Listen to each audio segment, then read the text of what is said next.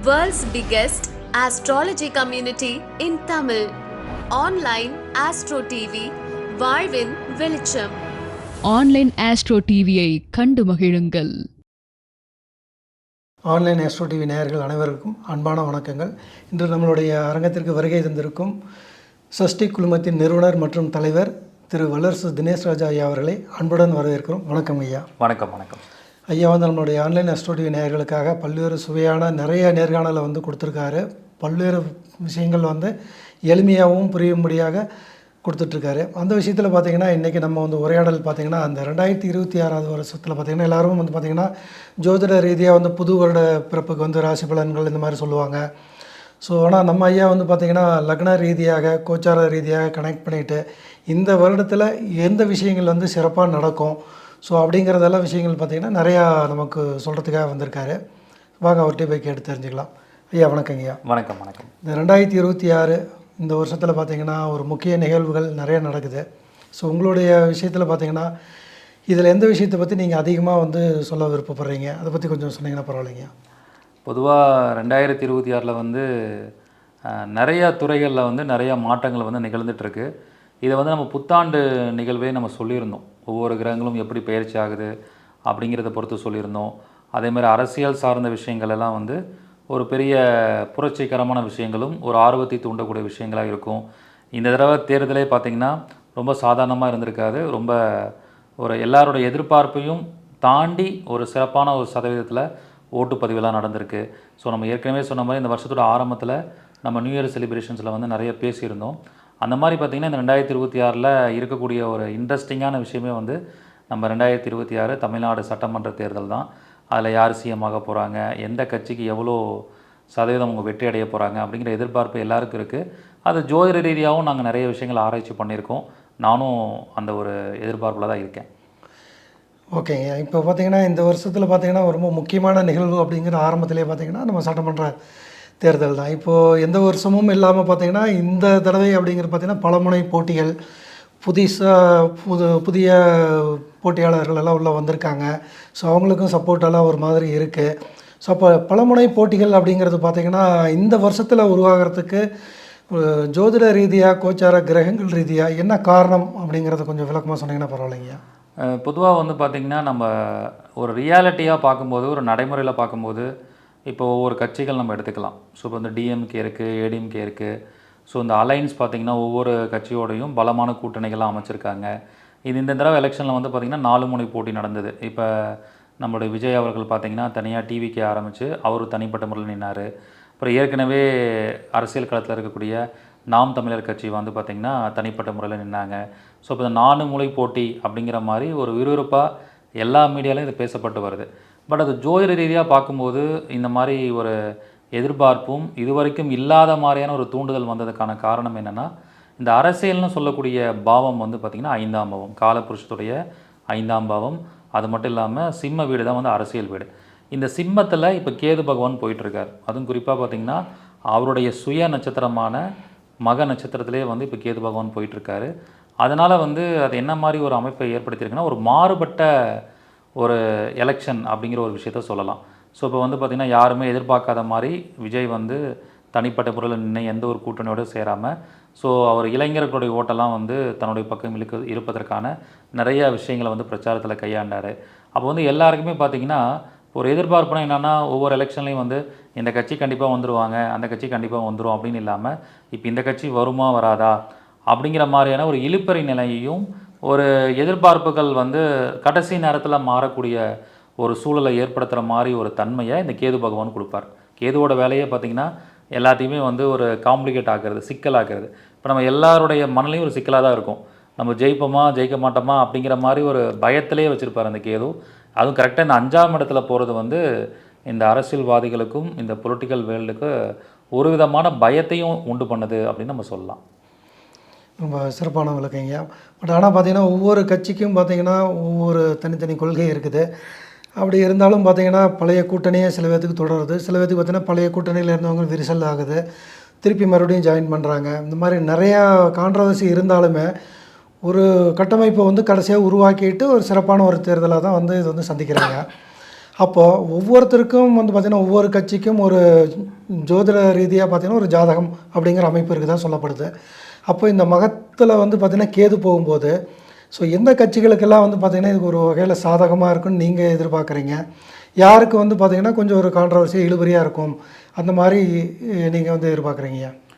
இது பொதுவாக வந்து பார்த்திங்கன்னா இது எப்படி எடுத்துக்கலாம் அப்படின்னு இருக்கும்போது, கிரகங்கள் வந்து அது பயிற்சி ஆகும்போது அது வந்து இந்த அரசியல் களத்தில் வந்து அவங்க விட்டிருக்கக்கூடிய தேர்தல் அறிக்கை அப்படிங்கிறது ஒரு மிகப்பெரிய தாக்கத்தை வந்து உண்டு பண்ணும்.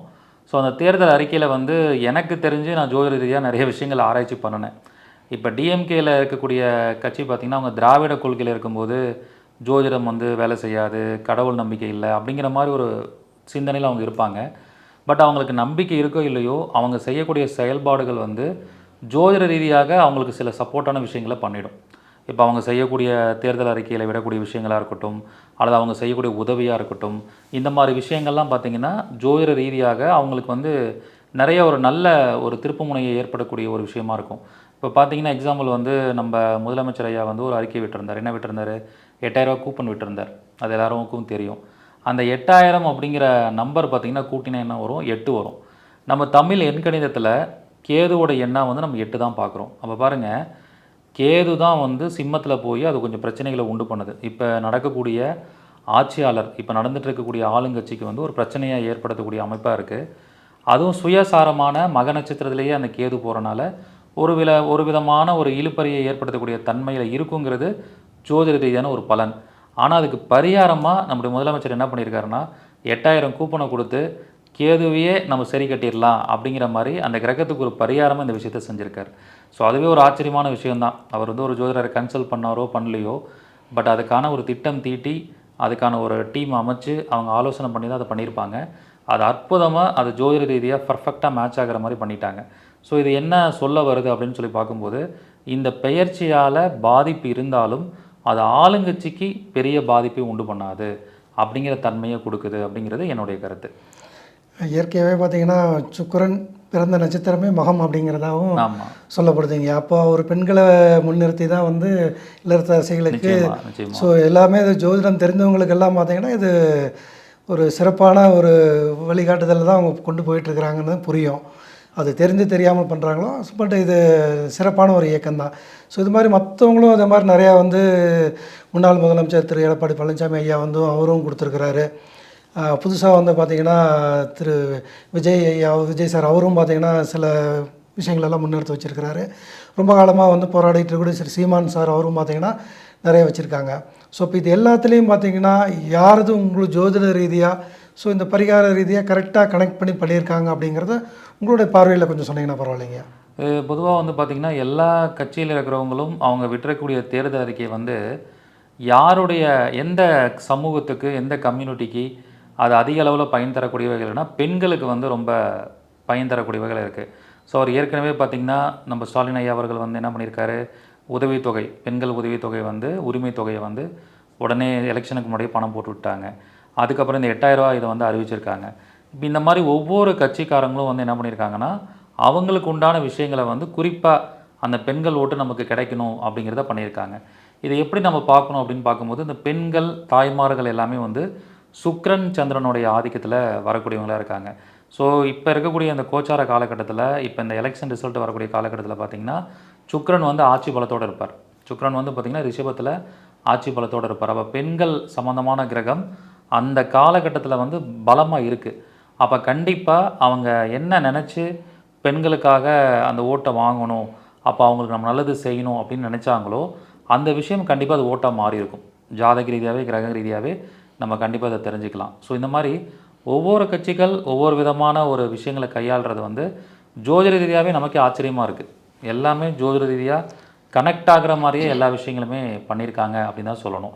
இப்போ ஈவன் பார்த்திங்கன்னா எலெக்ஷன் கமிஷன் வந்து டேட் அனௌன்ஸ் பண்ணாங்க 23ஆம் தேதி.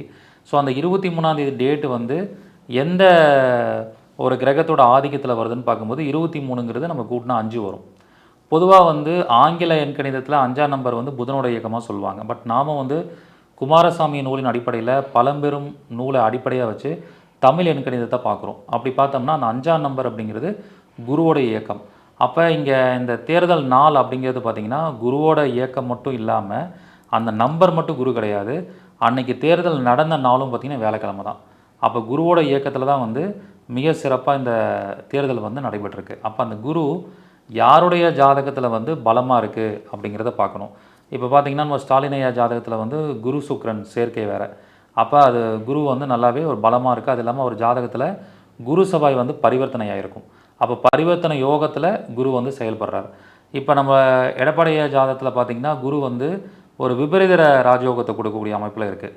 ஏன்னா அவர் ரிஷப லக்னம் 8-11 கூடியவனாக வரனால அப்போ அவருக்கு வந்து ஒரு தடை இருந்தாலும் தடையை தாண்டி ஒரு வெற்றி கொடுக்கக்கூடிய ஒரு அமைப்பாக இருக்குது. இப்போ விஜய் சார் ஜாதகத்தில் பார்த்திங்கன்னா அவருக்கு வந்து அவர் பிறந்ததே பூச நட்சத்திரம், குரு உச்சமாகிற நட்சத்திரத்தில் தான் வந்து குருவே இருக்கார். அப்போ இவங்க 3 பேருக்குமே சப்போர்ட்டிவாக இருக்கிற மாதிரி இந்த டேட் இருக்குது. அப்போ கம்பேரிசன் பண்ணி பார்க்கும்போது எல்லாருமே ஒரு சம பலத்தோட இந்த தேர்தல் நாளை வந்து எதிர்கொண்டிருக்காங்க அப்படின்னு சொல்லலாம். ஒவ்வொருத்தருக்கும் ஒவ்வொரு விதமான ஒரு பலம் அப்படிங்கிற மாதிரி ஒரு அமைப்பில் இருக்குது. பட் அதுக்கப்புறம் பார்த்திங்கன்னா இந்த எலெக்ஷன் முடிஞ்சதுக்கப்புறம் எலெக்ஷன் டேட் பாருங்கள், மே 4ஆம் தேதி கொடுத்துருக்காங்க. அப்போ அது வந்து கம்ப்ளீட்லி பாருங்கள், குரு அப்படிங்கிறது ஒரு சாத்வீகமான கிரகம்னா அப்படியே பிரம்மாண்டத்தை குறிக்கக்கூடிய ராகு நம்பரில் வந்து நமக்கு ரிசல்ட் வந்து வரப்போகுது.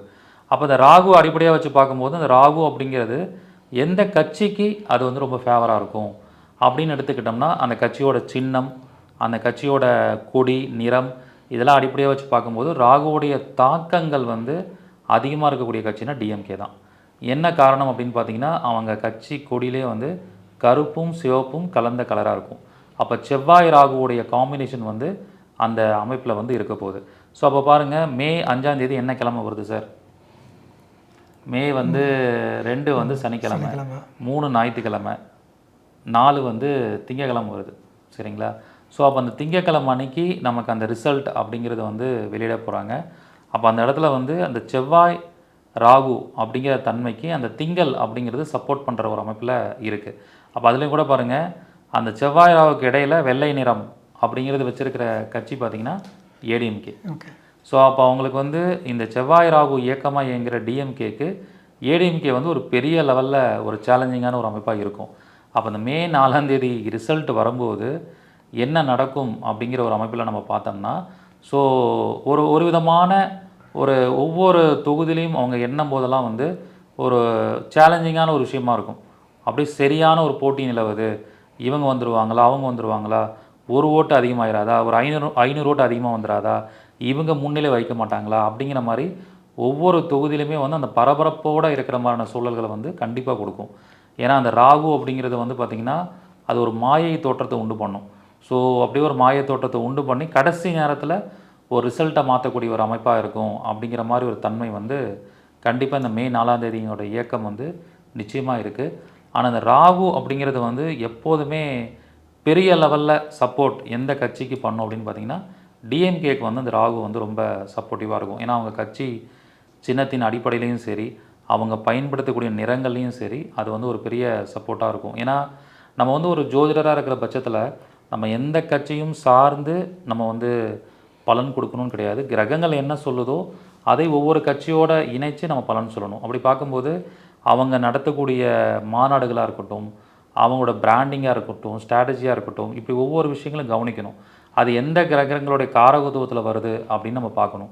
ஸோ அவங்க பாருங்கள், இது வரைக்கும் இந்த எலெக்ஷனுக்காக அவங்க கடந்த ஒரு 2 வருடமாக அவங்க கட்டமைப்புகளை உருவாக்கி அவங்க நடத்தின அத்தனை மாநாடுகளும் வந்து சாதாரணமாக நடத்தலை, எல்லாமே பிரம்மாண்டமான முறையில் நடத்தியிருக்காங்க. அப்போ ராகுவோட இயக்கங்கிறது அங்கே பவர்ஃபுல்லாக இருந்திருக்கு.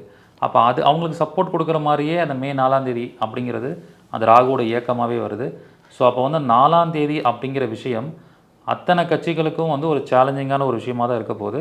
பட் எல்லா கட்சிகளையும் கம்பேர் பண்ணும்போது பார்த்திங்கன்னா டிஎம்கேக்கு கொஞ்சம் ரொம்ப சப்போர்ட்டிவாகவே இருக்கும் அப்படின்னு நம்ம சொல்லலாம். ரொம்ப விரிவாக தான் நம்ம பேசிகிட்ருக்கோம் சார். இப்போ அதே ராகுன்னு நீங்கள் சொல்லும்போது பார்த்தீங்கன்னா அவருக்கு எடப்பாடி பழனிசாமி ஐயா பார்த்தீங்கன்னா முன்னாள் முதலமைச்சர், அவருக்கும் பார்த்தீங்கன்னா ரிஷப லக்னம் 10ல் வந்து ராகு இப்போ போயிட்டுருக்காரு கோச்சாரத்தில். ஓகே. ஸோ அவருக்கு அந்த ஒரு அமைப்பை கொடுக்குது. நம்ம இப்போ முதலமைச்சர் ஸ்டாலின் ஐயா அவருக்கும் பார்த்திங்கன்னா அவருக்கு பார்த்திங்கன்னா 4ஆம் இடத்துல விருச்சிக லக்னம். ஸோ 4ல் வந்து பார்த்திங்கன்னா ராகு போயிட்டுருக்காரு. அங்கேயும் பார்த்திங்கன்னா ஒரு சரிசமமாக தான் பலத்தோடு தான் இருக்காங்க. அவருக்கும் 4ஆம் இடம்ங்கிறத பதவி போஸ்டிங் அப்படிங்கிறது, இவருக்கும் 10ஆம் இடம்ங்கிறத ஒரு அரசியலை சொல்லக்கூடியது. ஸோ அந்த இடத்துல 2 பேருக்கும் பார்த்திங்கன்னா ஒரு வெயிட்டேஜ் நல்லா கிடைக்குது. ஸோ அப்போது விடாக்கண்டன் உடாக்கணம் அப்படிங்கிற மாதிரி தான் ரொம்ப ஒரு இழுபறியாக இருக்குமோ அப்படிங்கிற மாதிரி தான் தோணுது. இதில் உங்களை பற்றி உங்களுடைய கருத்தும் கொஞ்சம் இது ஆக்சுவலி பார்த்திங்கன்னா பொதுவாக பதவி ஸ்தானம் அப்படிங்கிறது வந்து நம்ம 4ஆம் இடத்தை சொல்லுவோம். அப்போ அந்த பதவி ஸ்தானத்தில் ராகு போகும்போது ஒரு மிகப்பெரிய பதவியை கொடுக்கும் அப்படிங்கிற ஒரு தன்மையை நம்ம சொல்ல முடியும். அப்போ வந்து பார்த்திங்கன்னா ஸ்டாலின் ஐயா அவர்களுக்கு விருச்சக லக்னங்கிறனால 4ஆம் இடத்துல ராகு போகும்போது அப்போ அந்த தன்மையை வந்து பதவி ஸ்தானத்திலே போகுது. அதே மாதிரி அங்கே வந்து அவருக்கு சூரியனும் இருக்கும். ஆக்சுவலி வந்து அவருக்கு பர்த்டே வந்து இப்போ தான் ரீசெண்டாக வந்துச்சு. அப்போ அந்த சூரியன் அப்படிங்கிற ஒரு அமைப்பும் வந்து அங்கே இருக்கிறனால அப்போ வந்து சூரியன் ராகுங்கிறது வந்து அரசியலில் ஒரு மிகப்பெரிய ஒரு பிரம்மாண்டமான ஒரு பதவியை கொடுக்கக்கூடிய அமைப்பு. அப்போ ஒரு ஒரு நாட்டில் ஒரு மாநிலத்தில் முதலமைச்சரை தாண்டி ஒரு பெரிய பதவிங்கிறது எதுவும் கிடையாது. ஸோ அப்படிப்பட்ட ஒரு பதவியை கொடுக்கக்கூடிய வீட்டில் ராகு போகிறனால ஸோ எடப்பாடி பழனிசாமி ஐயா அவர்களை காட்டிலும் ஸ்டாலின் ஐயா அவர்களுக்கு வந்து கொஞ்சம் ஒரு 10% ஆகுது அந்த ராகு வந்து ஒரு அதீத நன்மையை செய்யும் அப்படின்னு நம்ம எடுத்துக்கலாம். பார்க்கலாம். உங்களுடைய கருத்து கணிப்பின் பிரகாரம் உங்களுடைய ஜோதிடத்தோடைய அனுபவத்தின் வழியாக இப்போ இதெல்லாம் பார்த்துருப்பீங்க. ஏன்னா ஒரு ரிசல்ட் அப்படின்னு சொல்லும்போது பார்த்தீங்கன்னா ஒரு கட்சியோட ஜாதகம், ஸோ யார் முதலமைச்சர் கேண்டிடேட்டாக நிற்கிறாங்களோ அவங்களுடைய ஜாதகம், ப்ளஸ் கோச்சாரத்துடைய நிகழ்வுகள், அப்புறம் நம்ம ஓட்டிங் நடந்த அந்த நாளுடைய கோச்சாரம், அதே மாதிரி ரிசல்ட் வரக்கூடிய நாளுடைய கோச்சாரம், இது எல்லாத்தையும் கனெக்ட் பண்ணி தான் வந்து அது அக்குமுலேட் ஆகி தான் வருது. ஸோ இதில் உங்களுடைய அனுபவத்தில் இத்தனை வருஷம் அனுபவத்தில் இந்த கொஸ்டின் கொஞ்சம் டஃப் தான். சரி, உங்களுடைய அனுபவத்தில் பார்த்தீங்கன்னா இப்போ இருக்கிற சூழ்நிலையில் யாருக்கு மெஜாரிட்டி வரக்கூடிய வாய்ப்புகள் இருக்குதா நீங்கள் கணிக்கிறீங்க? இது பொதுவாக வந்து பார்த்திங்கன்னா இதில் நிறைய விஷயங்களை நம்ம அனலைஸ் பண்ண வேண்டியது இருக்குது. இப்போ வந்து ஒரு ஒரு உலகளாவிய அளவில் உலகில் ஜோதிடத்தை அடிப்படையாக வைத்து பார்க்கும்போதோ ஒரு தலைவர்களுடைய ஜாதகத்தை அனலைஸ் பண்ணும்போது அவங்களோட தனிப்பட்ட ஜாதகம் வந்து நமக்கு டேட்டா வந்து கரெக்டாக இருக்கணும். அப்போ வந்து நம்ம துல்லியமாக சில விஷயங்களை சொல்ல முடியும். அது மட்டும் இல்லாமல் நாம் சில விஷயங்களை அனலைஸ் பண்ணியிருக்கோம். காலச்சக்கரம், அதுக்கப்புறம் வந்து பேட்டர்ன் அஸ்ட்ராலஜின்னு சொல்லுவோம். அந்த பேட்டர்ன் அஸ்ட்ராலஜி படி பார்க்கும்போது இப்போ 2021 தேர்தலில் பார்த்திங்கன்னா ஸ்டாலின் ஐயா அவர்கள் வந்து முதலமைச்சரே ஆக முடியாது அப்படின்னு சொல்லிட்டு நிறையா நம்மளுடைய ஜோதிடர்கள் கூட சொன்னாங்க. அதுக்கப்புறம் அந்த வேறு சில கட்சிகளை சார்ந்தவங்க அவங்களுக்கு கட்டம் சரியில்லை அதுன்னு நிறைய சொல்லிகிட்டே இருந்தாங்க. ஆனால் வந்து அவர் முதலமைச்சர் ஆகிட்டார். ஸோ அப்போ ஏன் அந்த மாதிரி அந்த ஜாதத்தில் நடக்குது அப்படின்னு பார்க்கும்போது பொதுவாக இந்த விருச்சக லக்னத்தில் பிறந்தவங்களோட லைஃப் வந்து பார்த்திங்கன்னா எப்பயுமே அவங்க லைஃப்பில் வந்து என்ன மாதிரி விஷயங்கள் நடக்கும் அப்படின்னு பார்க்கும்போது எதெல்லாம் எதிர்மறையாக அவங்கள பற்றி சொல்கிறாங்களோ அது அப்படியே அவங்களுக்கு வந்து பாசிட்டிவாக நடக்க ஆரம்பிச்சிடும். அதுதான் அந்த விருச்சக லக்னத்தோட ஒரு அமைப்பே. இப்போ வந்து அவங்களுக்கு அவங்கள பாசிட்டிவாக சொல்ல ஆரம்பித்தா எதிர்மறையாக நடக்க ஆரம்பிச்சிடும். ஏன்னா எதிர்பாராத விஷயங்களை கொடுக்கக்கூடிய ஒரு விஷயந்தான் வந்து விருச்சகம் அப்படின்னு நம்ம சொல்கிறோம். அப்போ அந்த விருச்சகத்தோட தன்மை வந்து ஸ்டாலின் ஐயா அவர்களுடைய ஜாதகத்தில் மிக சிறப்பாக இயங்குறனால இப்போ எல்லாரும் என்ன சொல்கிறாங்க, டிஎம்கே வந்து ஆட்சி அமைக்காது, டிஎம்கே வந்து 2வது தடவை வந்ததாக சரித்திரமே இல்லை, கலைஞர் ஐயா இருக்கும்போது கூட இந்த விஷயங்கள் நடந்தது கிடையாது, அப்போ வந்து கண்டிப்பாக வந்து டிஎம்கே வராது, ஏடிஎம்கே தான் வரும், ஏன்னா ஏடிஎம்கே ஏற்கனவே கண்டினியூவாக 10 வருஷம் ஆட்சி அமைச்சிருக்காங்க அப்படின்னு மேக்ஸிமம் ஒரு 80% பீப்புள் வந்து இதை தான் திரும்ப திரும்ப சொல்லிகிட்டு இருக்காங்க. ஆனால் அந்த விஷயம் ஸ்டாலின் ஐயா ஜாதகப்படி என்ன ஆகும்னா என்ன நடக்காதுன்னு சொல்கிறாங்களோ அதை நடத்தி காமிச்சிருவாங்க. அது நடந்துடும். அது வந்து அவருடைய ஜாதகத்தில் இருக்கக்கூடிய அமைப்பு. அப்போ என்னுடைய கருத்து கணிப்பு இந்த பேட்டர்ன் அஸ்ட்ராலஜி படி பார்த்த விஷயங்கள், அதே மாதிரி இப்போ ஸ்டாலின் ஐயா ஜாதகத்தை தாண்டி நம்முடைய உதயநிதி ஐயா ஜாதகம் இதெல்லாம் பார்க்கும்போது அவங்க மீண்டும் ஆட்சி அமைக்கிறதுக்கு ஒரு வாய்ப்பு இருக்குது அப்படின்னு தான் நான் கருதுகிறேன்.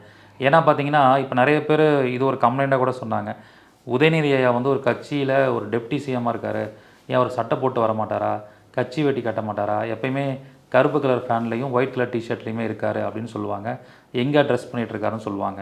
பட் அவர் எதுக்காக அப்படி இருக்காருன்னு சொல்லி அந்த காரணம் அவருக்கு தான் தெரியும். அதை நிறையா கட்சிகளும் விமர்சனம் பண்ணாங்க. ஆனால் ஜாதக ரீதியாக நான் பார்த்த விஷயங்கள் என்ன அப்படின்னா அவர் வந்து தைத்துளை கரணத்தில் பிறந்திருக்கார். இந்த தைத்துளை கரணம் அப்படிங்கிறது வந்து சுக்கிரனுடைய அமைப்பு. அது சுக்கிரனாலே வெண்மை நிறம்னு அர்த்தம்.